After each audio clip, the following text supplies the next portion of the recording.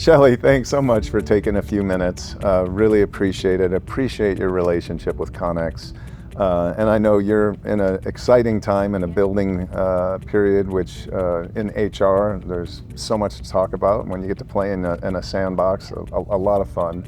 So I'm looking forward to the conversation, but why don't we just start and you can share a little bit about yourself and organization, we'll take it from there. Yeah, sure. So my name is Shelley Smith and I am the CHRO at Choreo Advisors. We are a wealth management organization and we're pretty new. We've been around for 3 years and we are a compilation of a lot of different wealth management organizations, many that came out of the tax channel specifically, but we help clients with kind of all their tax and financial planning needs. Okay.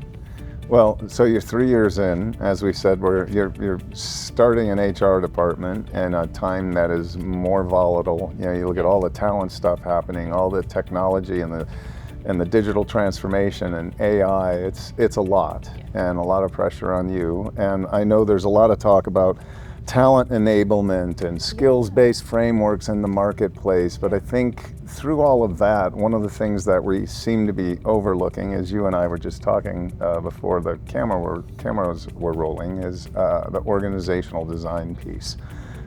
So where would you say, if you were to look at the non-negotiables that are elements of an effective organizational design framework, what would you say that looks like? What's most critical when it comes to that? Yeah, I think most critical is number one, understanding your operating model. So how do you go about doing your business and providing your services or making what you make or doing what you do? And you need to understand that because I prefer doing a very functional design, just kind of listing everything out by function. What are the critical needs in the function? What are the things that you're doing? And then overlaying that with the talent. Sometimes it's the talent that you have, sometimes it's not. But when you look at it from a functional framework of what do we do? How do we do it? What parts of the organization do we have to talk to? What roles and responsibilities are alike? You can not just focus on the people that you have. I think when people think about org design, they think about an org chart. Structure. And, Right, the structure. They think about a chart and they think about all the people and the names in the chart, but you kind of have to reverse that. But I think most critical is understanding your operating model, your mission, what you do, and then how you do it is really important. Yeah, for sure. And a key piece of that is, diagnosing, to your point, what is working, what's not working. And it's really, really hard with all the complexities today.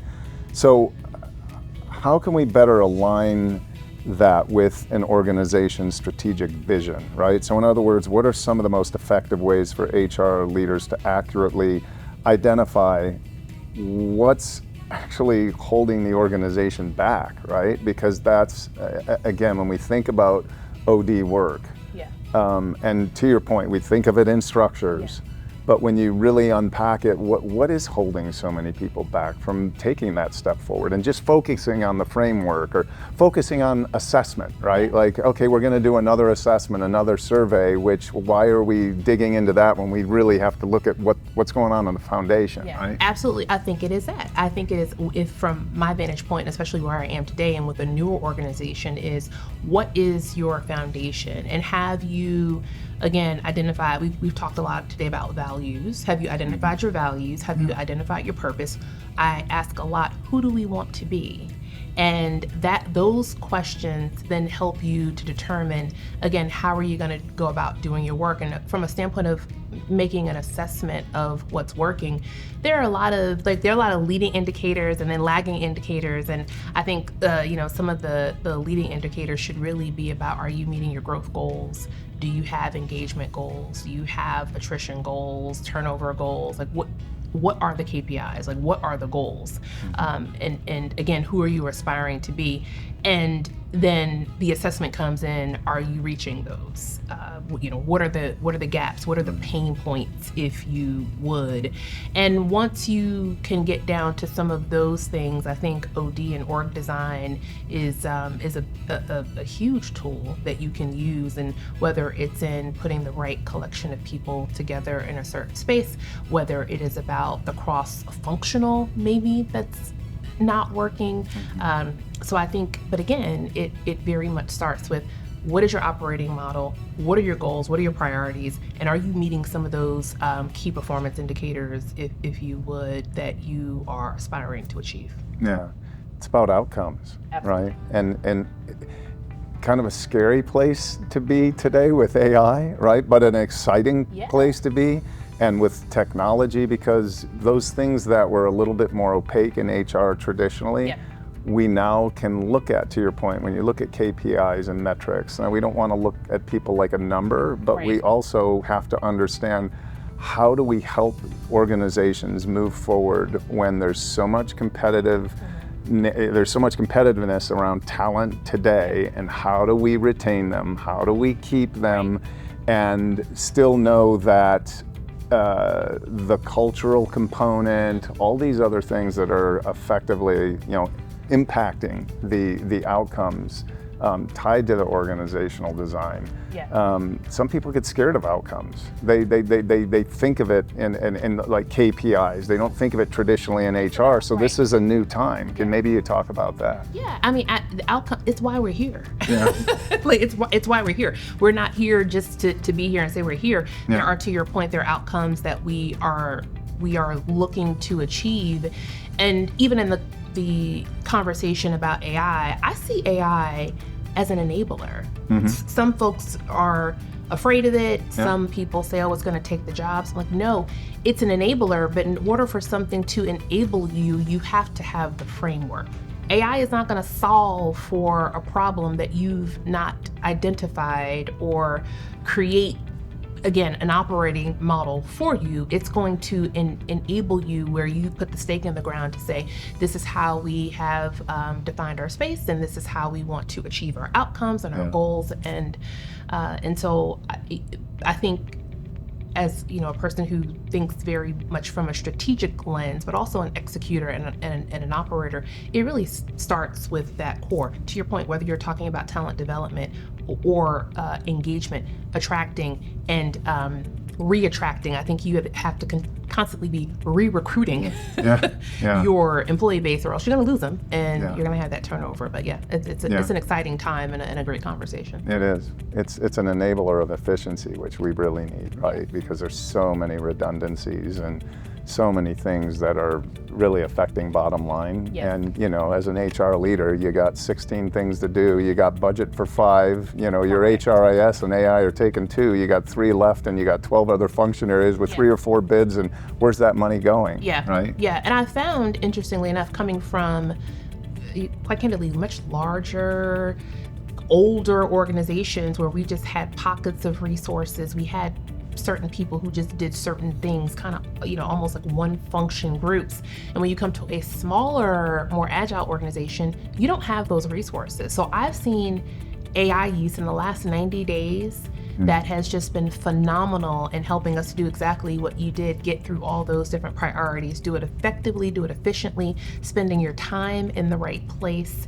It's been phenomenal. And again, it's situational, because again, we're a small organization. I don't have like a whole group of people. But like you said, the fun part is you got to think outside of the box. You've got to be creative, because you don't have this massive organization where you've got resources everywhere, which sometimes, again, that can be very static and status quo, because you've got departments and things that there's so many layers of compliance and so much red tape that it prevents creativity and growth, right? So once you've landed on a new structure, what are the best tips for sequencing and tackling all the stakeholder alignment, right? And change management, talent development that you have to have for that smooth transition? Yeah, I think it certainly has to be leader-led. You have to work with the leaders, helping them to understand the why behind, what's been defined. You have to be very honest about whether or not you have the talent. Again, when I think about that functional, do I have the talent to do what we've created this structure to do? Be very honest about that. And because there's sometimes when and I work with leaders, they realize, oh my gosh, I don't have this talent. What am I gonna do? I'm like, hey, it's a process, right? It's either a process of enabling your talent to develop, to get to the right skills and competencies so you can build it. Sometimes it does mean that you have to go externally to get it. Right. So I think you do that, and then you have to a change management standpoint, help others to understand whether it's the why, the return on investment, why this is the right thing to do, and you have to get that buy-in, and you have to socialize it, and you have to continue to talk about it, and it has to be the framework for everything that you are doing, pointing back to it. And the old adage that, especially for adult learners, you have to tell them, 7 different times, 7 different ways for it even to stick, to be like, oh, we're doing this. Yeah. And that's real. I mean, that's real, a part of the change management. Nothing is like, hey, this is what we're doing, let's go. It doesn't happen that way. So I think, getting the key stakeholder from a leadership standpoint, the partners, the peers, the people who are in the work, really socializing and really helping people understand. At the end of the day, I feel like people want to understand not just what's in it for me, but what part and role do I play in achieving, to what you said earlier, the outcome. Yeah. From the highest level vision of the organization to the operating model, each of us have to understand our role, the value that we create and provide, and our contribution to it. And so if you can help all the key stakeholders understand that, you're going to have a better success point, I think. Yeah, absolutely. And the interesting thing is, I'm going back to what you talked about earlier with all the generations that you have to deal with now too. Yeah. Cross-generational competencies and gaps and cultural challenges, right? That especially when you're looking at leader-led, how do you really move it forward with innovation, with acceptance and engagement, when you've got so many different perspectives coming at it, right? And we can't label it as a right-wrong, because generation after generation kind of always wants to, the older generation, we're right, you're wrong, right? And into the faint, we've gotten away from that, but maybe you can talk about just that piece, and then how complex and how challenging that is. Yes, I think as a leader today, and I'll say also about leadership, this has been said earlier, a leader is not just a title, and you're really not a leader unless somebody's following you. Yeah. And so we have to ask the questions. We really have to be curious. Being curious, I've as a leader, I've had the privilege, and I call it a privilege, of leading teams that were multi-generational, people who were much older than me, who were much younger, peers, literally peers, teams I've taken over of peer teams. And it really starts with a lot of one-on-one, and to what you just said, understanding where they are, what their aspiration is, understanding what they feel like the value is that they bring, helping them understand what the value that they bring, and it's really on that one-on-one basis. So to your point, it's essentially, it's not cookie cutter, but it's all about inspiring people, or a team of people, to get behind whatever the vision and the goal is. And with the 5 generations in the workforce, we just can't make assumptions. Yeah. Because even in the research, I've seen that there are differences. We are all motivated differently, but there are some core things that are the same. Mm-hmm. So sometimes it's not about leaning into why the millennial is different from X, or how I worked versus how you work, and it is, what are the 2 or 3 things that is important to this group across? That's the tide that's exactly right. I think that is the differentiator of a good leader, right? Instead of really focusing on those things that do divide us, it's what are those common themes that we can really hold onto that do engage us, because those are the things that those are the motivators for people, right? Think about just how important, you and I sitting down, right? When we first get to know one another, and the rapport you build, the little common ground things that just build trust right away, right? Yeah, and also helps you to get to that. I love talking about this, the discretionary effort. The discretionary, I want to be a part of this. Right. I want to give you this. This is beyond whatever the hours of the week I work, and beyond the have to do. It's the discretionary that really keeps people going. I just spent the last 90 days doing listening sessions all around the country, and one of the questions that I asked is like, what motivates you every day to get up? And not one person said my paycheck. Yeah, certainly that's why we work, right? Yeah. But it's what's the thing that when you maybe don't want to come, or maybe even if you're loving what you do, it's your motivator. It's your purpose. It's your purpose, right? And especially the millennials and under. right?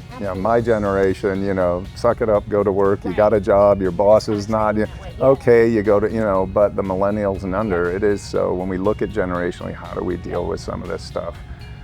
It really is important, and it is, I think, is really where we should be landing. I know there's a lot of talk about the whole culture component where you're engaging people, and I was listening to someone too on a podcast saying in their organization, they don't even talk about engaging. They were like, in COVID, we were happy that they were at least engaged, right? But really what we want to really measure is thriving. Are our employees thriving, right? Because that's really the gold standard. Yes. Right? Yeah, that's a high bar. Yeah.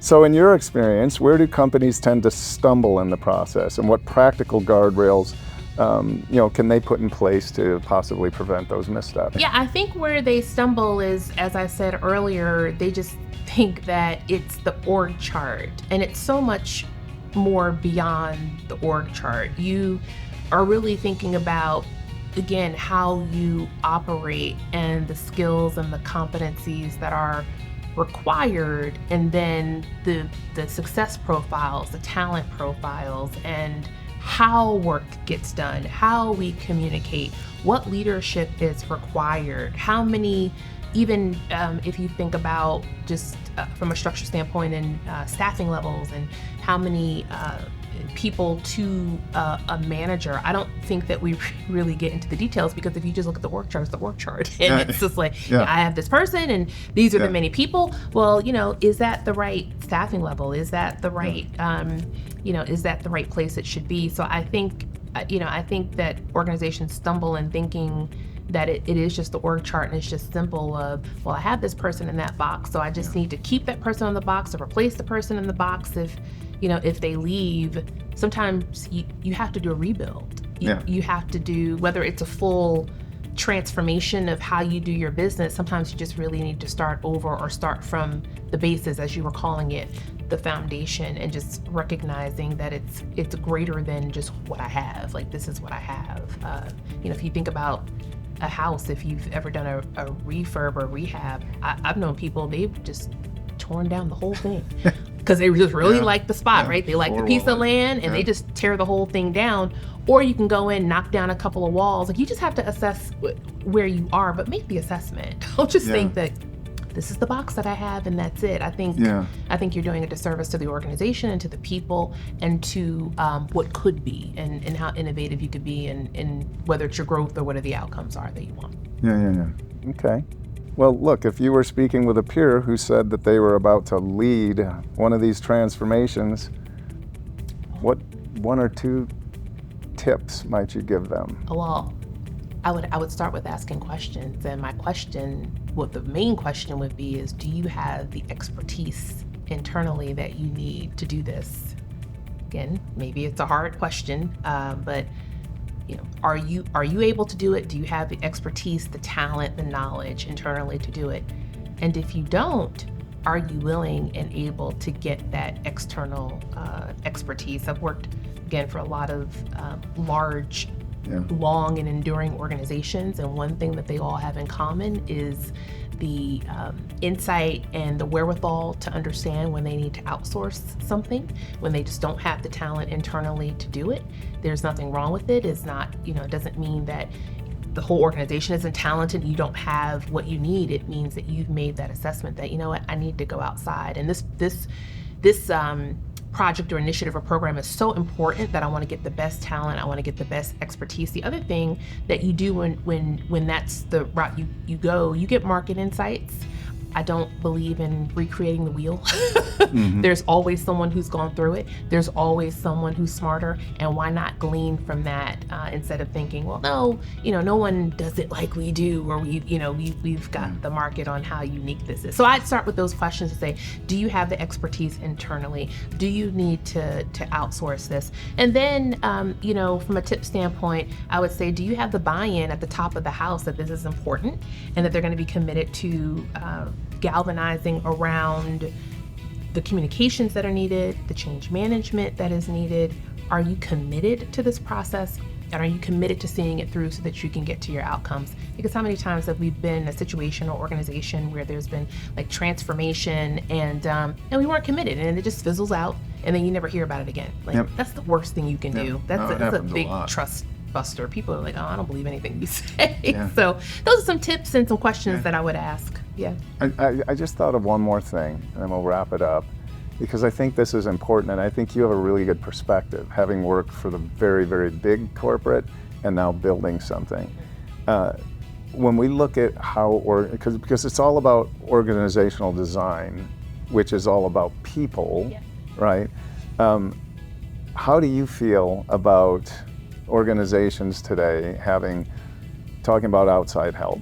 I've got one outside vendor doing change management, one outside vendor doing organizational design, one outside vendor who's a coaching platform, one outside vendor doing leadership work, one outside vendor doing DEI work. I've got another, one doing mentoring, and like you wonder why when you're looking about structures and foundations, and if people are the core of that, how can they're like deer in the headlights if they've got all these ethos and methodologies coming at them.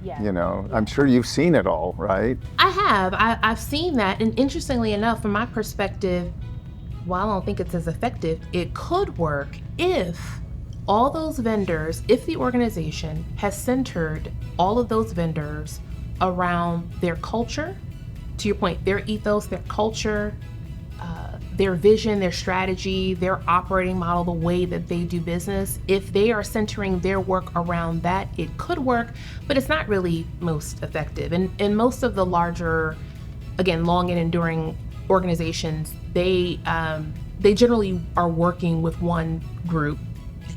Sometimes there's just a preference from a leadership standpoint. Sure. But what I have experienced is when I'm working with an outside vendor and they've worked in another area of the organization, or they've worked on strategy, and then we're bringing them into HR, into another area, they have just this deep understanding of the org and how the org works and the culture and the values, and then that enables them to even more amply be able to help you to deliver and to do it more quickly, because they don't have to, they don't need the build up of understanding all that. They've already done it. So is it effective to have 10 different orgs? Likely not at all. But it can work if the organization itself is very centered in who they are, their purpose, their values, and how they operate. I think for all the best organizations, that's something that they have done just very well. And it's why they're a long and enduring, lasting, sustaining organization. Well, Shelley, thank you so much for taking a few minutes today. Really, really appreciate your insights, your wisdom, and we wish you all the best with all your growth initiatives and all the work you're doing with OD. Thanks so much. I've enjoyed it. Thanks.